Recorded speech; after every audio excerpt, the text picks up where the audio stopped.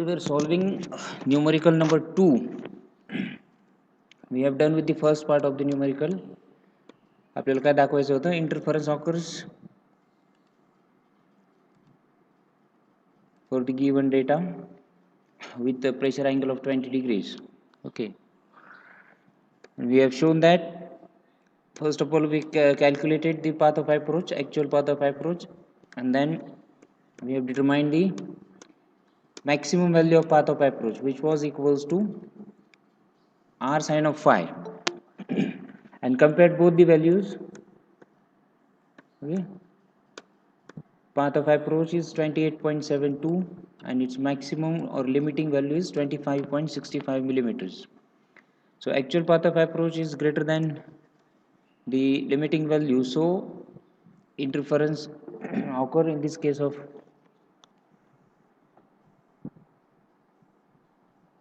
okay. So we have proved this. Now for second part we have to determine minimum number of teeth so that the interference does not occur, and to find out the minimum number of teeth on gear and pinion we have to make sure that gear ratio remains the same, because that is specified in problem statement. We have to determine minimum number of teeth keeping the gear ratio same. Okay, so this is the equation which will help us to find out minimum number of teeth on gear so that the interference is avoided. We will solve this equation. So let us find out the known values. We know phi. Phi is 20 degrees. AW, addendum coefficient of wheel, is 1. But G, it's not given. But we can determine G. Gear ratio G is equals to number of teeth on gear divided by number of teeth on pinion. And we have number of teeth on gear as 20 and number of teeth on pinion as 12. So we get gear ratio of 1.667. Next, we'll substitute the values of G, phi and AW in this equation and solve it to get the value of minimum number of teeth. Okay, I hope all of you have solved this in as a part of assignment number 9. So T minimum is 22.88. Okay, you can round off it to 25 or 24. Okay. Now these are the minimum number of teeth on gear to avoid the interference. Now let us determine minimum number of teeth on pinion. We will do this using the equation of gear ratio. Sorry. Because they have specified that gear ratio is to be maintained same. So we'll keep the gear ratio same, and from this equation and using the value of T minimum here, we can determine the value of minimum number of teeth on pinion. Okay. So we have G is equals to 1.667. Number of teeth on gear are 25. Minimum number of teeth to avoid the interference. And with the same gear ratio, the value of T, that is T minimum, will be 15. Okay. So this is our solution. Minimum number of teeth on gear to avoid the interference is 25, and that on the pinion are 15. Okay. So this is our solution. So these we have solved 2 numericals, and other 4 numericals are to be solved as a part of assignment number 9 and 10 along with the list of equations. I think most of you have sent me the assignment number 9 and 10. Those who are remaining has to submit assignments 9 and 10 by today evening only. Okay. And don't just blankly write down the assignments. If you have to study the numericals, contact me in case if you encounter any doubt, because this is going to help you. Okay.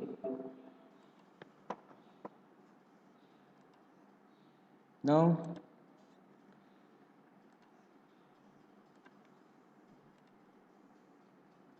next topic.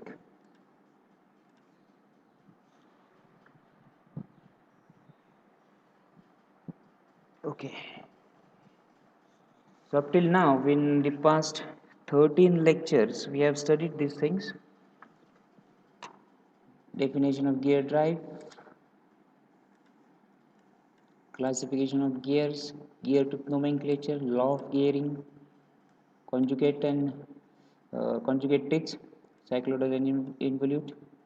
And we have studied the involute gear tooth action. We have derived the equations for path of contact, arc of contact, and contact ratio. And we have studied the concept of interference and undercutting, and the steps or methods to avoid the interference. We have derived the equations to find out minimum number of teeth on gear and pinion to avoid the interference, and solved some numericals.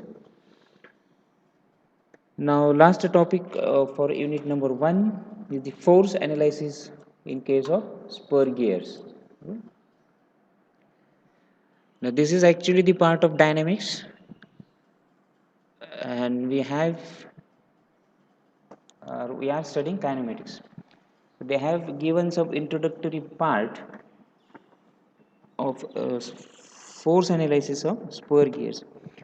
Detailed force analysis you will learn in design of machine elements 2. Okay.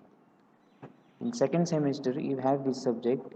In that subject you will learn how to design the gears. So while designing the gears, while calculating stress, strength, you will make use of force analysis in details. Okay. Uh, in this subject we will only have introduction to force analysis. Okay, let's go. Draw the circle. This is the pitch circle of driving gear or pitch circle of pinion. Please draw this quickly.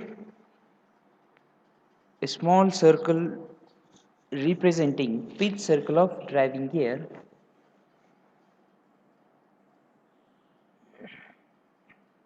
Next, draw the pitch circle of driven gear which is in contact with the pitch circle of driving gear.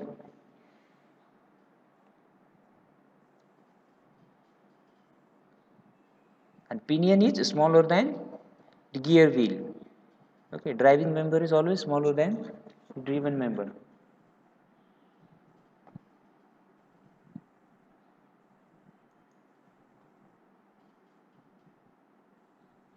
Ganesh Zambre, are you there?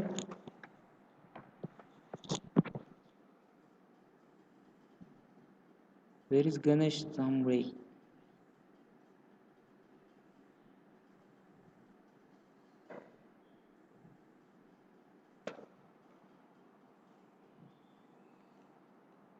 Okay. Vishaka, yes sir. Assignment submit नाही केलं का? नाही केलं sir. ते करा ना जरा regular. हो, आज करते. कारण त्याचे कंटिन्युअस इव्हॅल्युएशनचे मार्क्स तुम्हाला मिळणार नाहीत. नाही तर आता हा मंथ गेला की पुढच्या महिन्यात परत. हो, आज करेल. ओके, ठीक आहे. Okay, now these two circles meet each other at pitch point P. So mark the pitch point, draw the center line joining centers of both the gears, draw the common tangent at the point of contact, that is pitch point P. Okay. Draw the center line and draw the common tangent TT.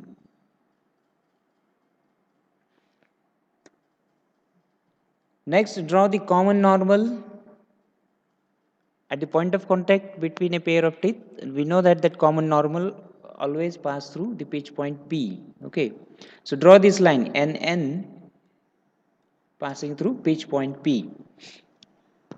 And we will consider that this is the common normal at the point of contact between a pair of teeth. Okay. So draw two pitch circles of mating gears, draw the center line, mark the pitch point, draw common tangent to both the pitch circles at pitch point, and then common normal passing through the pitch point P. Okay, so we call that common normal as the pressure line, correct? Or line of action. We have seen this in gear 2 terminology of involute gears. We call common normal as the pressure line.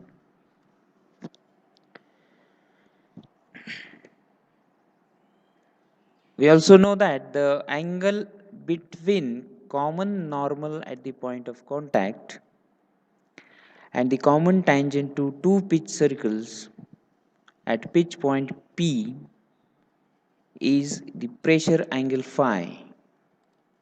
So please label this pressure angle phi.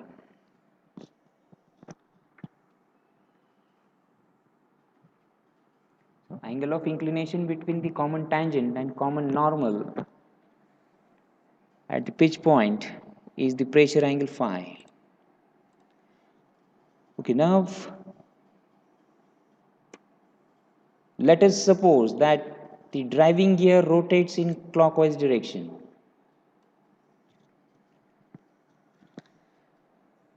Let us consider that the driving gear rotates in clockwise direction. Now when the driving gear rotates in clockwise direction, it will rotate the driven gear in counterclockwise sense. Because of external meshing, driving gear will rotate driven gear in opposite direction. Correct? And the driving gear or the pinion will exert force F along the common normal, okay, because we know that path of contact always lie along the common normal. That means contact between pair of teeth on both the gears always occur on this line. And thus, the force exerted by driving gear on the driven gear will also act along this line, and that's why this line is called as pressure line or line of action. So show this force F acting towards pitch point P. This is the force exerted by driving gear on the driven gear along the pressure line. Okay, show this force F, which is shown in black color at pitch point P. This is the resultant force exerted by driving gear on the driven gear, and this force is acting along the common normal.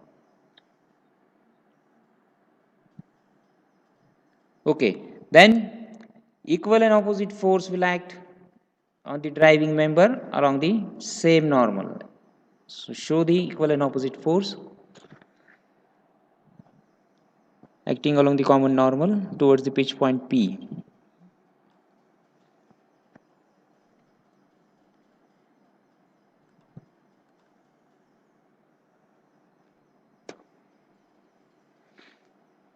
So F is the resultant force between the two gears, and we assume that these forces act at the pitch point P. Now let us find out the component of this resulting force or the forces acting on driven gear. First of all, we will find out the forces acting on driven gear. So once again, you will draw the pitch circle for the driven gear. Draw the pitch circle for the driven gear. Somewhere near to this diagram, you can draw this pitch circle. So this is the pitch circle of driven gear. Now draw the center line and common tangent at the pitch point P. For the driven gear, draw the common tangent and center line.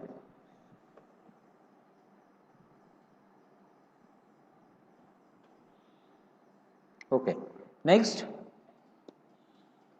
mark the position of force F acting on the driven gear. Okay, this is the force F exerted by driving gear on driven gear. This one, because driving gear is rotating in clockwise direction. So force must be in this sense, and it will rotate the driven gear in counterclockwise sense. So show the resultant force F acting on the driven gear at pitch point P, which is inclined at angle phi to the common tangent to two pitch circles. Okay. So next, we will make use of law of vector addition, parallelogram, law of vector addition.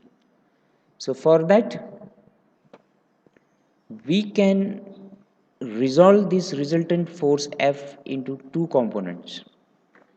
Okay.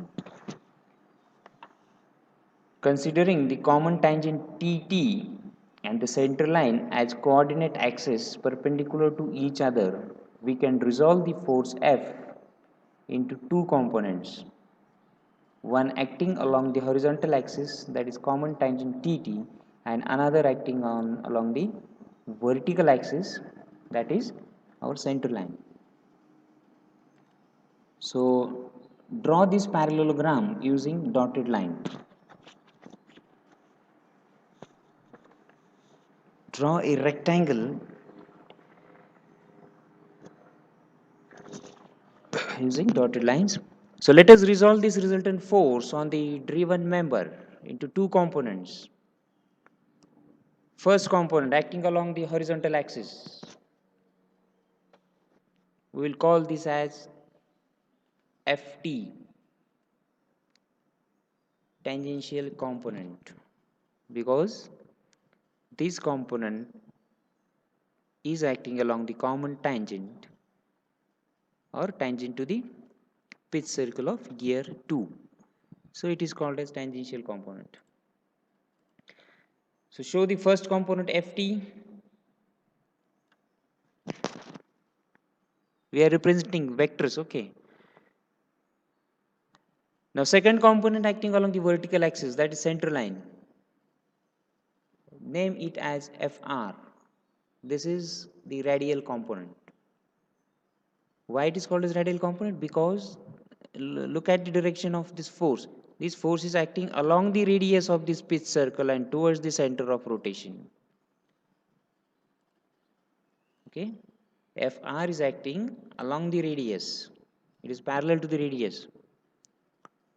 So it is called as radial component, and it is always directed towards the center of rotation. So draw these two components Ft and Fr. So we have resolved the resultant force F into two components, tangential component Ft and radial component Fr. So now these two components are acting on the driven gear at pitch point P. Done. Now let us determine the forces acting on the driving gear. So draw the pitch circle representing driving gear.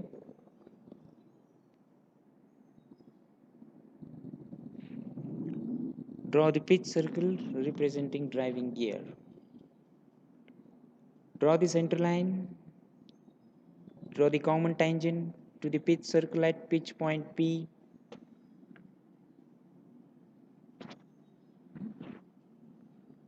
Just recall the laws of mechanics. We are using the laws of mechanics. We are drawing free body diagram of both the pitch circles.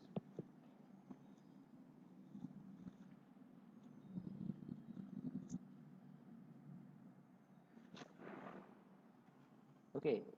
Now the forces acting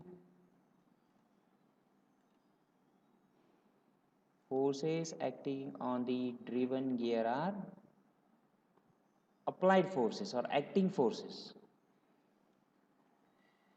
Force F is applied by or exerted by driving gear on the driven gear. So you can call Fr and Ft as components of acting force. Now, if you draw the free body diagram, if driving gear is exerting some force on the driven gear, it will react to this force by exerting equal and opposite reactions. Okay, so let us mark those reactions.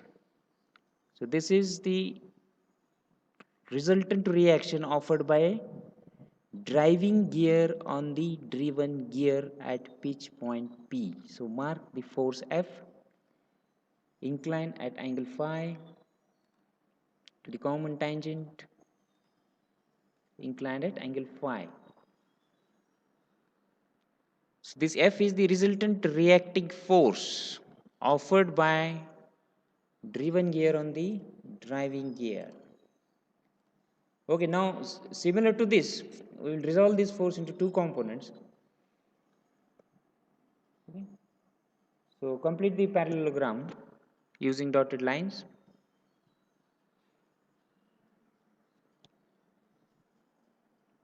This line and this line. Draw these two lines. Okay, now Ft. This is the reacting force to this Ft acting on driven member. So it will act along the same line of action but in opposite direction. So mark this force Ft along the common tangent at pitch point of driving gear.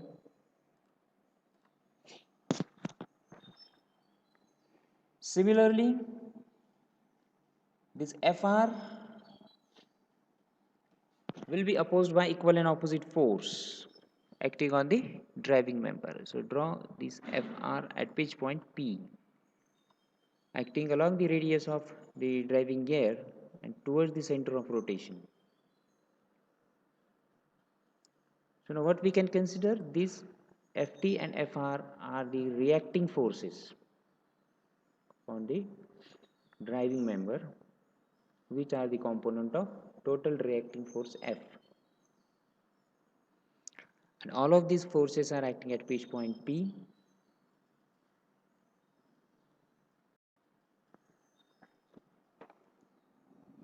Okay. Next, it's very simple now. It's very simple. You can easily write down the relation between Fr and Ft using any one of this geometry vector diagram. Let us take this vector diagram. From this, what is tan of phi? Opposite side, Fr. This is Fr, correct? This is Fr. So tan of phi equals to Fr upon Ft. So what we get, Fr is tan of phi times Ft. So write down this equation. Fr is tan of phi times Ft.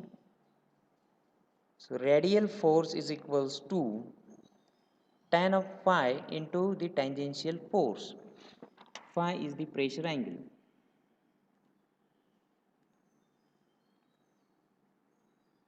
Now, similarly, making the use of this right angle triangle and going by the Pythagoras theorem, we get F is equals to under root of Ft square plus Fr square. IFT आहे. This is Ft. Fr direction is like this. So this is Fr.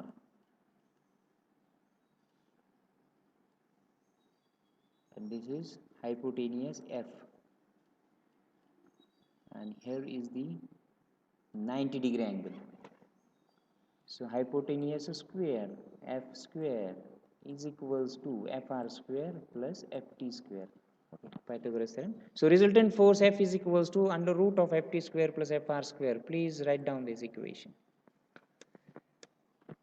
Okay, now we have expressed Fr in terms of Ft, correct? F in terms of Ft, but where to get this Ft from? Okay, so to determine the radial component, first of all, we must know the tangential component, correct? So let us learn how to find out this tangential component. Now torque equals to Ft into R. How? This force Ft, which is tangential to the pitch circle of driven gear, into the radius of driven gear R, will produce the torque in counterclockwise direction, and that torque will rotate the gear 2 in counterclockwise sense, correct?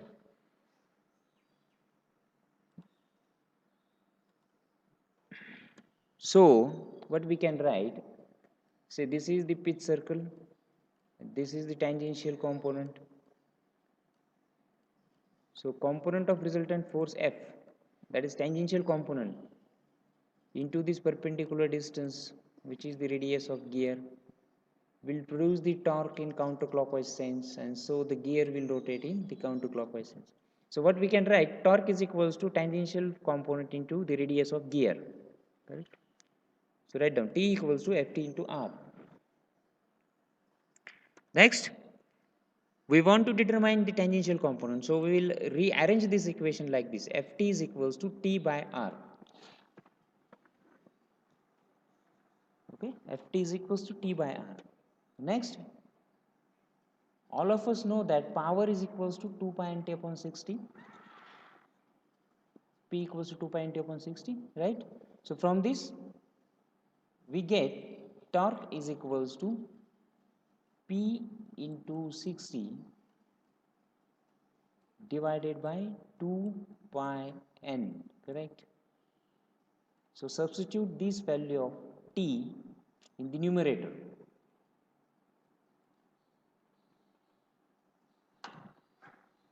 Okay, from power equation, we have determined the equation for T, that is torque, and we have substituted that equation in the numerator for T. So we have Ft is equals to this thing in general. Okay, in general. Now actually we are transmitting the same power from gear 1 to gear 2, correct? Only the speed is different, but the power will be same. We transmit the power from input shaft to the output shaft using a gear pair, so power is same. So we can express the equation for Ft like this: Ft is equals to T by R. So what we can write, Ft equals to T by R for pinion. Okay, torque on pinion upon radius of pinion.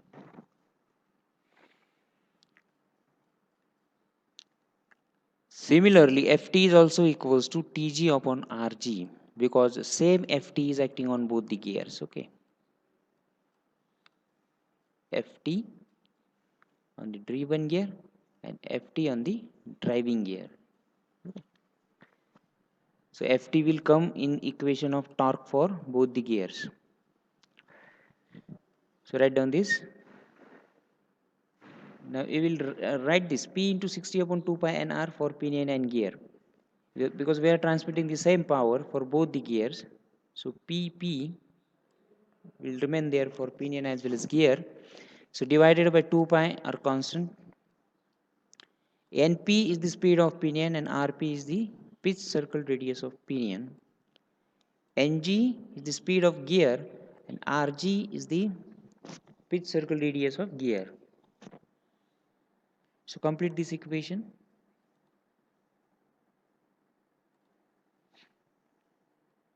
So using any one of this right hand side, you can find out the value of Ft. So to know Ft, you must either know the torque transmitted by the pinion or by the gear, or power transmitted by the drive, and the speeds of pinion and gear, or velocity ratio. So okay, hope all of you have written this equation for Ft.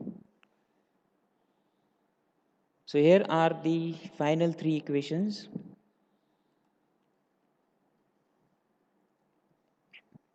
You can determine Ft using this equation. From value of Ft you can find out Fr using the equation number 2, and from both the values of Ft and Fr you can find out the resultant force F, which is equals to under root of Ft square plus Fr square.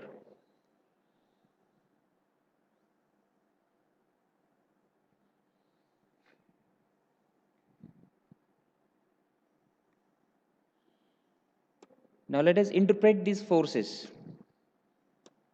Number 1 is tangential component Ft. These are the characteristics, or this is how we can interpret the tangential component Ft. First and the important one, Ft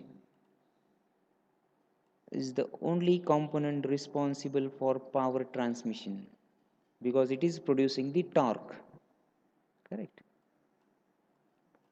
Torque acting on each of the gear is equals to Ft into pitch circle radius of gear.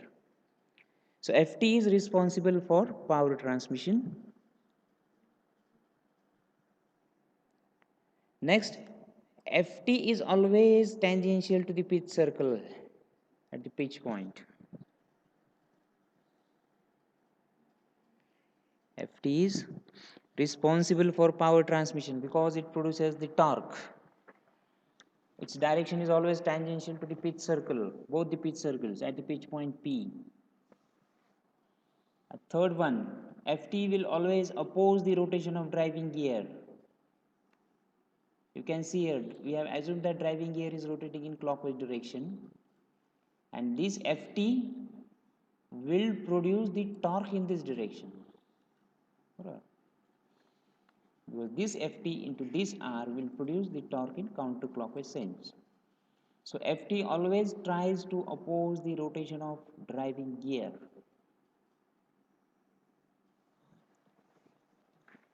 And it assists the rotation of driven gear.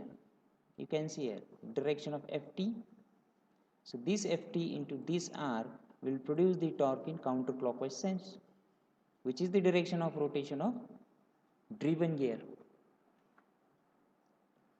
So Ft always helps the driven gear, okay, or assists the rotation of driven gear.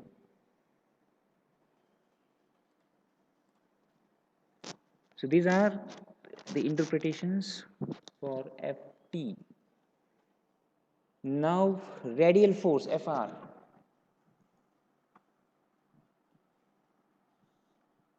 Radial component Fr. First one, Fr always tends to separate two gears, correct? You can see if this is the point of contact, Fr will try to push this gear upward and driven gear downwards because of its direction. So we called Fr as separating force. Fr acts along the radial line through the pitch point. Its line of action is always parallel to the radius of rotation of both the gears, and it is acting towards the center of rotation through the pitch point. Okay, and it acts towards the center of rotation. So this is how you will interpret these forces Ft and Fr. This was only the introduction of force analysis of spur gears. Detailed force analysis you will study in design of machine elements 2 while designing the gears. Okay, right now we are learning kinematics only. So this is all about unit number 1. We have learned all these things.